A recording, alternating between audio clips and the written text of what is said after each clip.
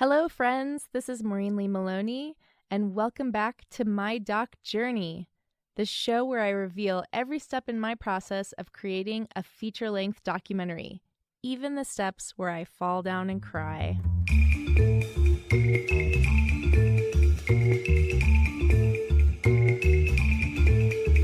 Hello, and welcome back to My Doc Journey.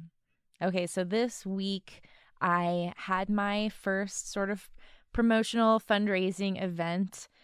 It, of course, got snowed out because this is Colorado, and whenever I schedule something, it always snows. But we still had about 16 people come, so that was exciting. I was really glad that anyone came out because it was in Boulder, so it was a little bit of a drive. It was definitely kind of hairy driving back home, so hopefully everybody made it back there safe. But I still got to show people my footage and answer questions, and that was exciting. I love talking to people about my film.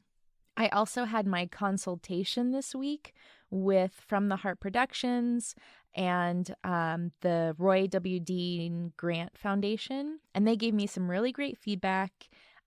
They were really stoked about my film, and I don't think that I'm giving away any trade secrets here when I say this, because people have told me this before, but it definitely sounds like, because this was my first time applying for the grant, that I should, the next time that I apply for the grant, I'll be sort of bumped up higher on the list. And really, if you think about that, it makes a lot of sense. I mean, every time that they have a grant cycle, I'm sure there's tons of films that they're so excited about. They can't give all the films, the grant at once. And so if people continue applying for them, then each time you sort of move up the list. So, they definitely encouraged me to apply again. And, this is something that you should keep in mind if you apply for a grant and you don't get it, don't get discouraged. Keep applying. I know some of them come around once a year, and so you have to really wait a long time. And things can move along in your filmmaking process. But some grants, like the Roy W. Dean grant, comes around I think 3 times a year. They have periods where you can apply, and I know a few other grants that do that as well. So keep applying and don't get discouraged. And if you can get feedback on your application, one of the things that they told me was that they wanted to see my footage. Even though that wasn't necessarily a requirement, obviously that's going to be helpful. I didn't have footage to submit during the last grant cycle, but during the next grant cycle I will, so I'll definitely have that as much dialed in as possible. So there were 2 things that I wanted to talk about today. One, really quickly, I want to talk about not feeling bad if you're making your art for free. And the other thing is I want to go back over some of the gear and sort of give a post-trip gear review. If you missed it, I did create a video that's on the Facebook page about what gear I was going to be bringing with me to Madagascar. But I didn't really kind of talk about any, like, how I felt about any of the equipment. And some of the equipment I was using either for the first time, like my GoPro Fusion, or I hadn't had a ton of experience using the gear, like my DJI Osmo Pocket. But going back to not feeling bad about making your art for free, because I saw a post about this on a filmmaking website, or a filmmaking Facebook page recently.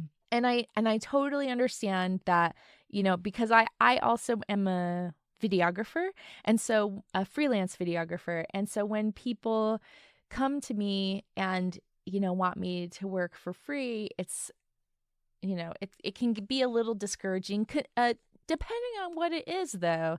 I definitely, if there is a small nonprofit that's really struggling but doing great work, I, will, consider helping them out. that being said, there's only so much work that you can do for cheap or for free.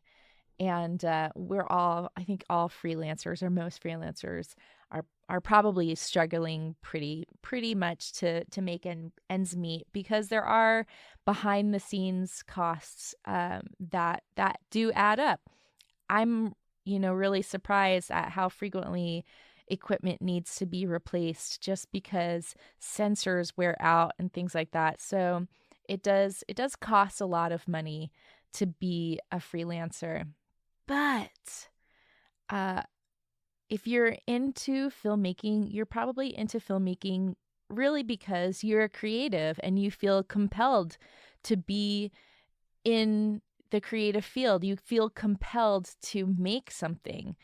And in that case, if you feel compelled to make something, then a lot of times, even if you can't get the money to do it, you want to do it anyway. So a lot of people are in the film industry saying, don't work for free. And this person actually wasn't even in the film industry. This person was a dancer. Made me feel kind of shitty for the work that I do for free, because my web series Girl Aspiring I currently do for free. Obviously, there's a limit to what I can do. I was only able to do 5 episodes this past year because it takes a lot of time to do that stuff. If I had money to do it, then I could do more episodes. They could be better, the quality could be better, all of that kind of stuff. But I felt compelled to make it. I had to make it, and I'm going to work on, getting funding and stuff like that. But regardless, I'm going to make some sort of art. And I once approached this dancer that I had worked with, and I was like, "Hey, let's do something fun together. Let's create a cool dance video project kind of stuff." And she was like, "Well, it's hard to get money for that kind of thing." Like, she wouldn't do the project unless she was going to get paid. And I'm just thinking, well, let's create something. But then recently, I was watching a friend of mine's band, and I have some friends who are just incredibly talented musicians.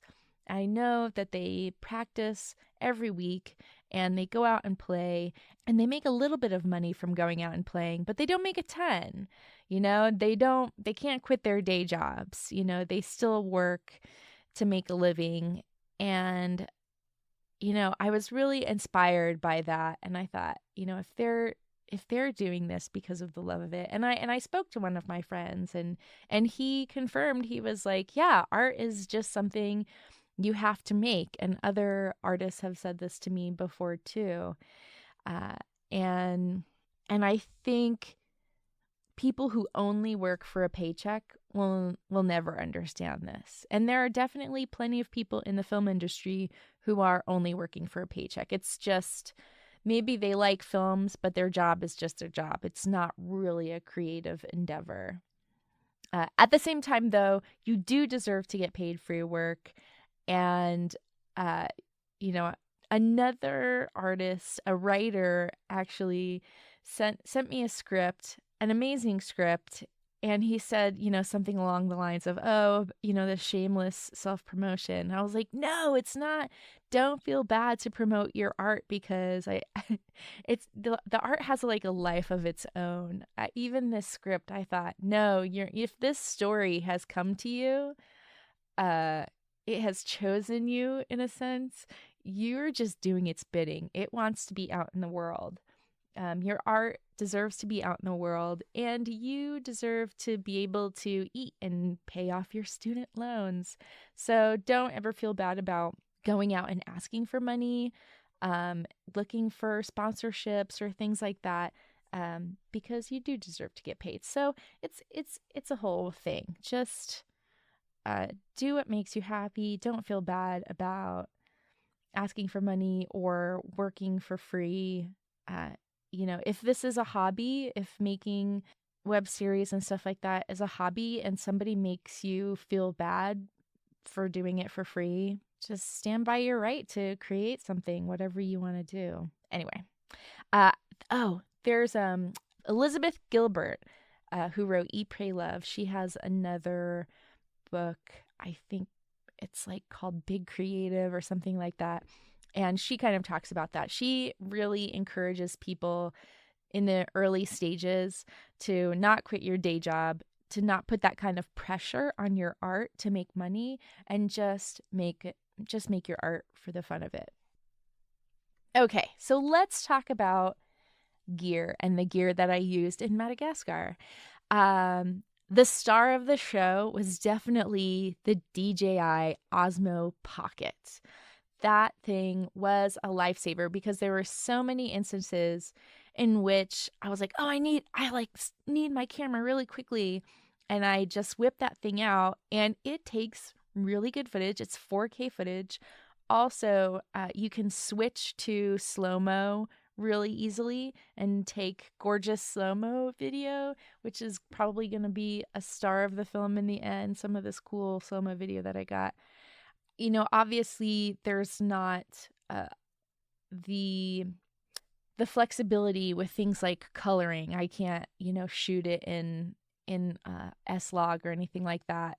So in the end, it might turn out to be a little bit more of a challenge coloring wise, but I think it's probably worth it. The color is good. It's obviously going to be an issue at the end, matching it up to my Sony footage. But I mean, it was just so convenient and light in instances where I was hiking and I wanted to try to get some footage. But I was, in a strenuous hiking situation. That was helpful. The only bad thing was to really get the most out of using it, you have to attach it to your phone, and the phone drains the battery out of the Osmo. So the battery, I didn't get an actual time, but I want to say it was like under an hour, definitely under 2 hours that I was able to use the Osmo in any one shot. So that's a major problem.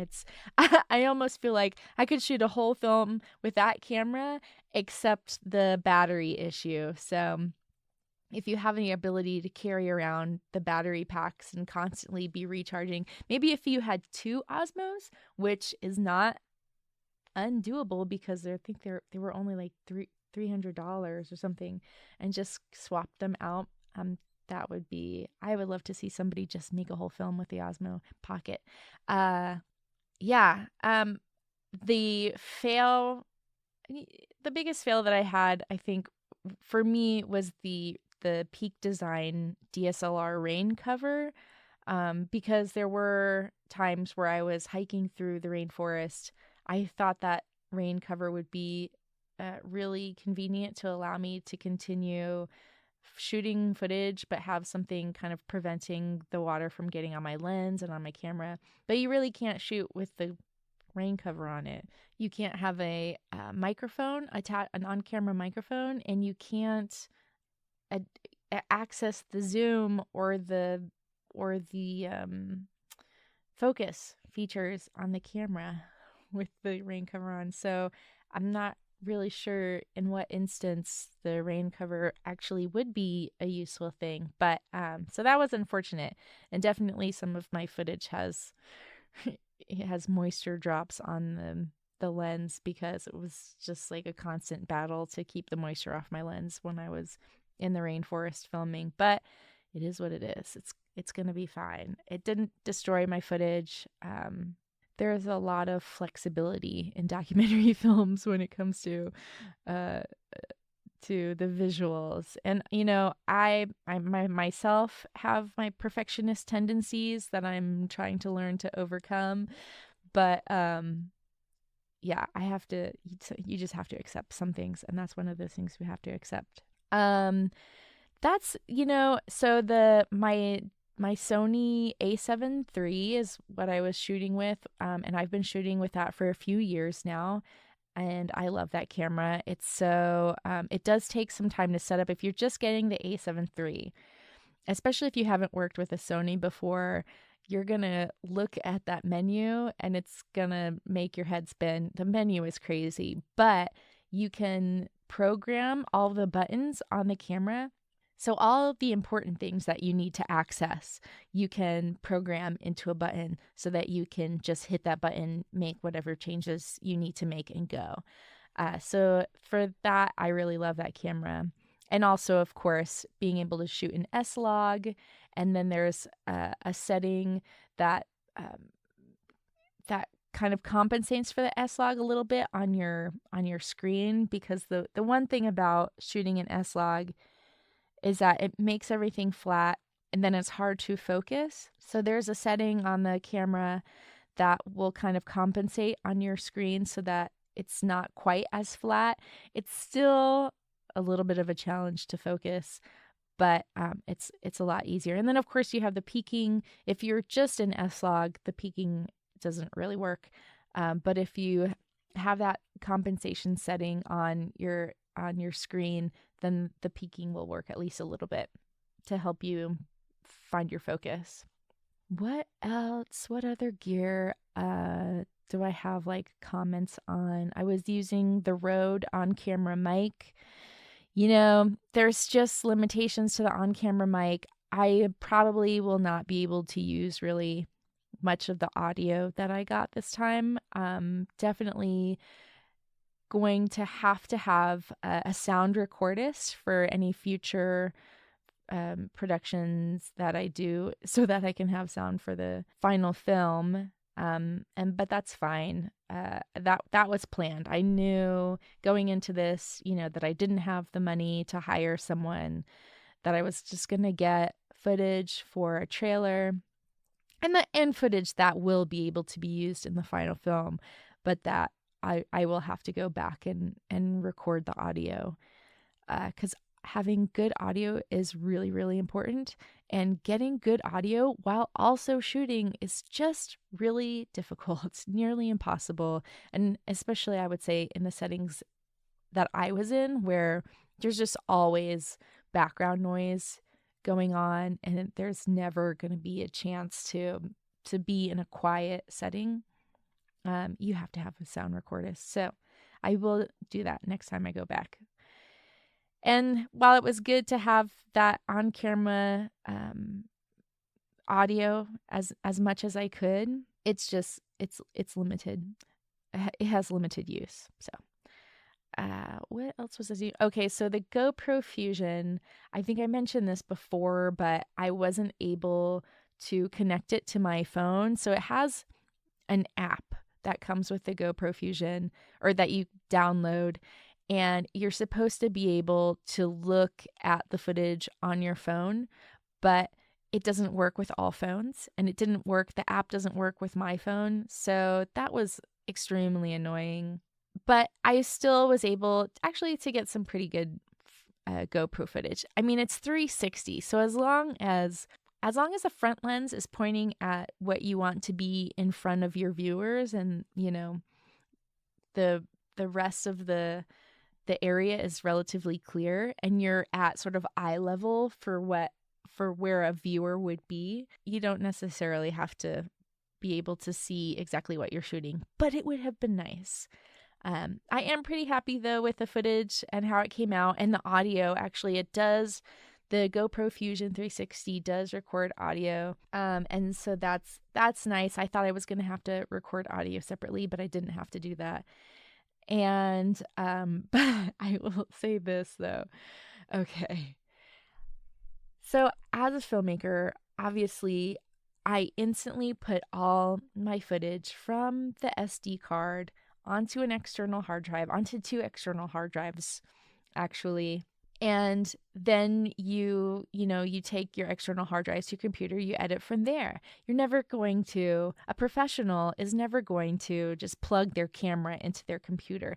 That's a recipe for disaster. That's a recipe for losing your footage, or just, being disorganized. You really, really, really, if you're going to make a film, you're going to end up with so much footage, music files, photo files, screenshots, graphics, just a million different things. You have to be organized from the beginning, and that means taking your SD card out every day from every one of your cameras, putting them in a file for that day, just being very, very organized. But the GoPro Fusion is not set up for that. The GoPro Fusion is set up for just plugging your camera in and opening up the studio, stitching your stuff, and immediately exporting it. In order to go from putting your files from the camera onto your hard drive and then putting those files into the program, you have to reorganize all of the files in this. Really, it's not, if you've got a lot, it's going to be time consuming. It's mostly just, as an editor, you're constantly trying to save time on everything because there's a million little things that add up. So having to reorganize these folders adds up in the end. And then, of course, you really have to let your camera, unless you have a super duper powerful computer, you have to let the computer sit overnight to render these things so that then you can go in and edit. It's just kind of crazy. And then the GoPro Studio, once you close it, then all the files that you were working on are gone and you have to re-import them again when you reopen. It's just, anyway. How these things are not set up for professional use, I don't understand.